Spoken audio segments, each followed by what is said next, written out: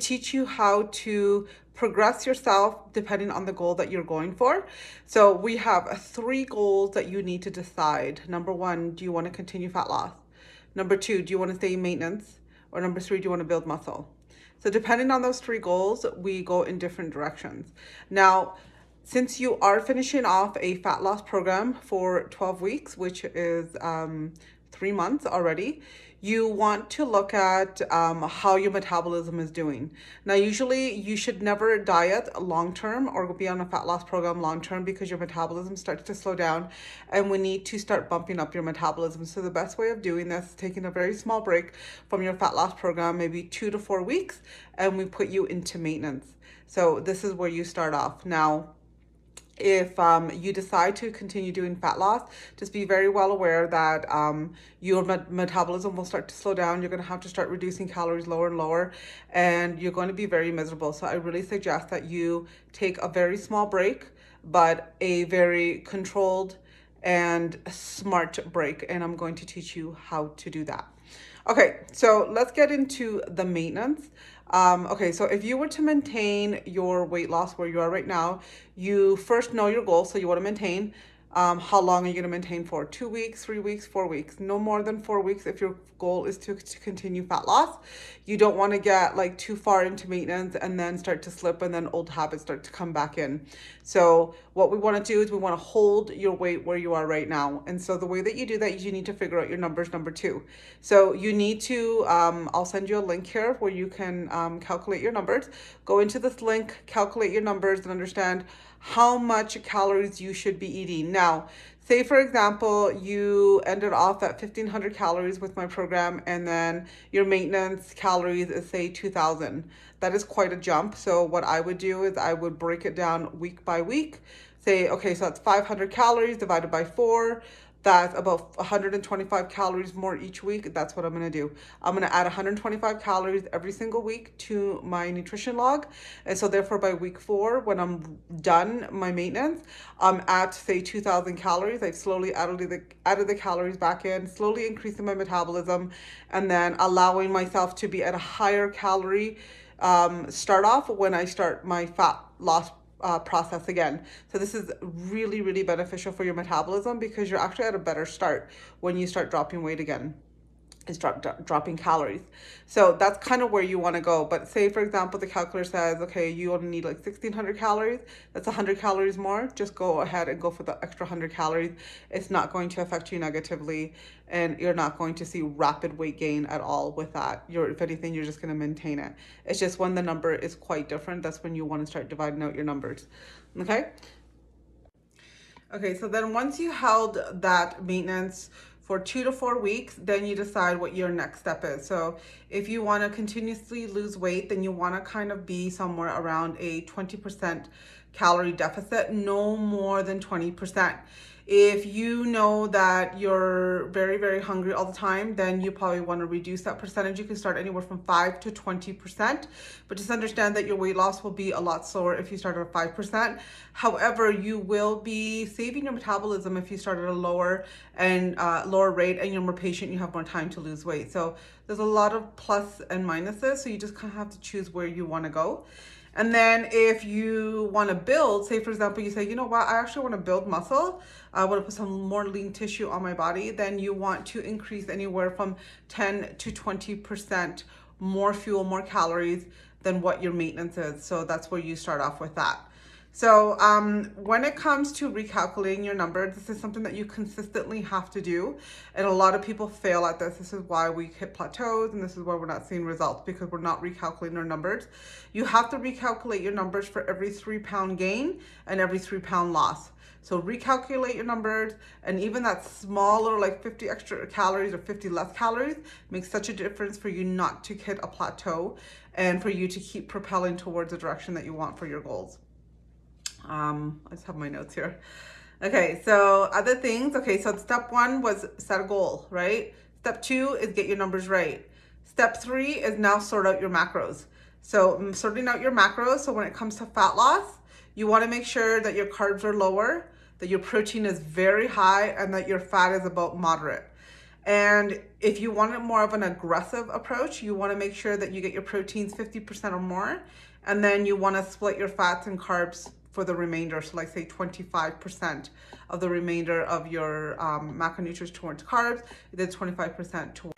You really don't want to go any lower than 20% fat, because then your metabolism really starts to make wonky things, and your body does need a certain amount of fat from your diet to keep you at homeostasis. So homeostasis just means like healthy balance with your hormones and your entire body. So try not to get lower than 20% dietary fat in your diet, but you can definitely play around with carbs.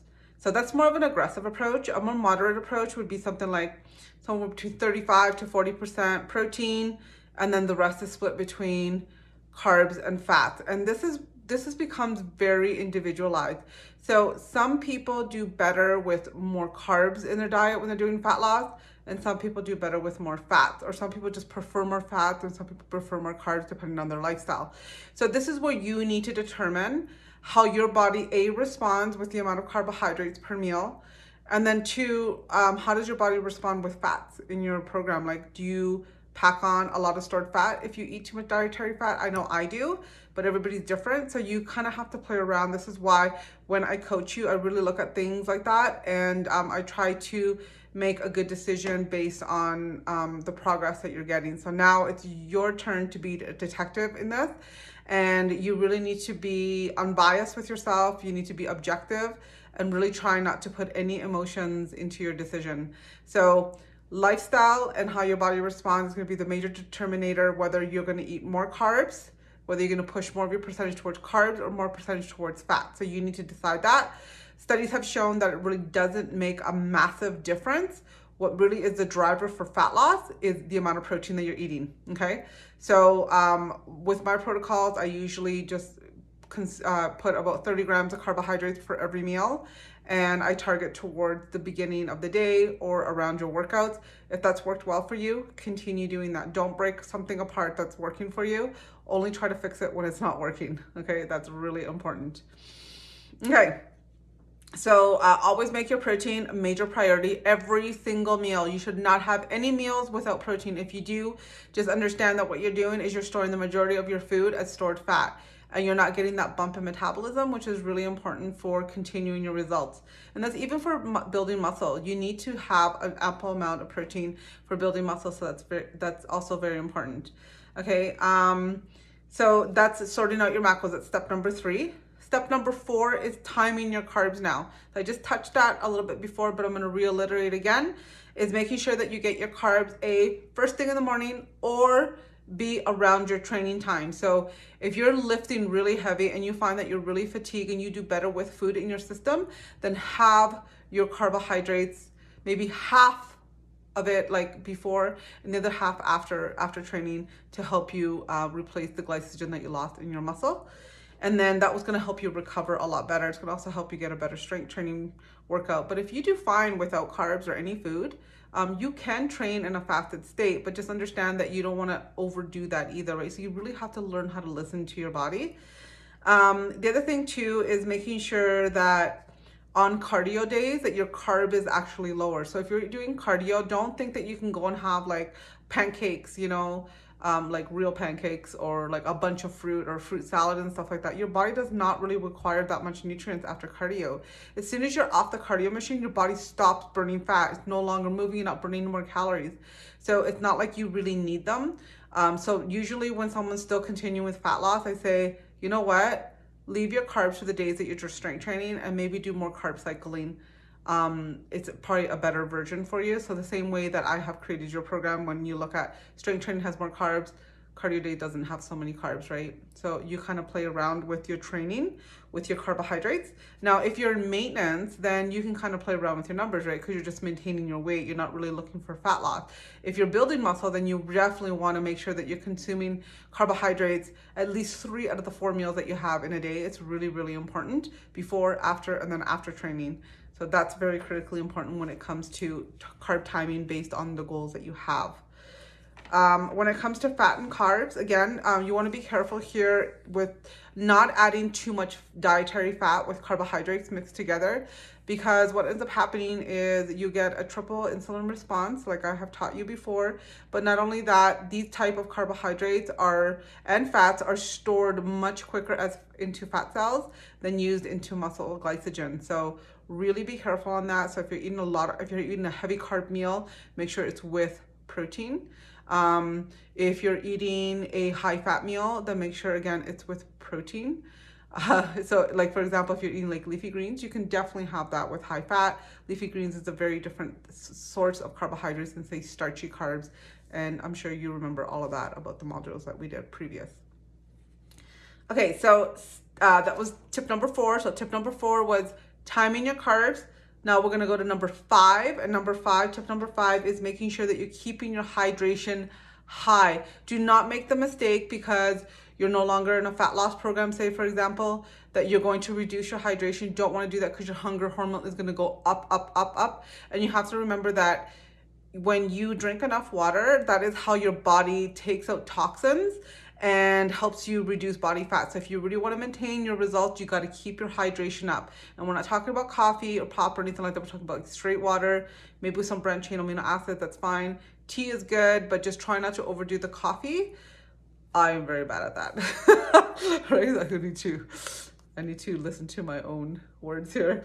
But definitely getting enough water is super important. And then number 6, the final thing that you need to remember about propelling forward on your program on your own is your supplementation. So if you are still doing fat loss, you must keep up with all of the supplementation that I recommended for you. If you want, you can add some additionals like fat burners. That's fine, but make sure that you don't do those long term. And if you are using fat burners right now and you're doing a maintenance, get off of the fat burners, okay? You still need your digestive enzymes. Remember, we're over the age of 40 or close to 40. We don't digest the same.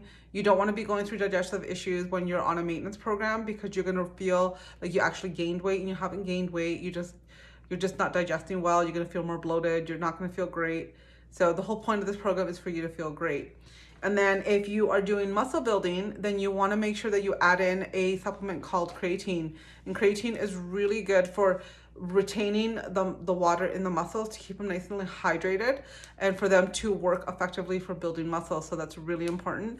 Some people do use it for fat loss, but I really don't recommend it just because it does retain water and women can't really see like the tone in their body. And then also like you don't want to do that unless you're doing like some type of fitness competition or you're an athlete, okay? So that is how you take your nutrition forward on your own. And you have a lot of recipes that I've given you.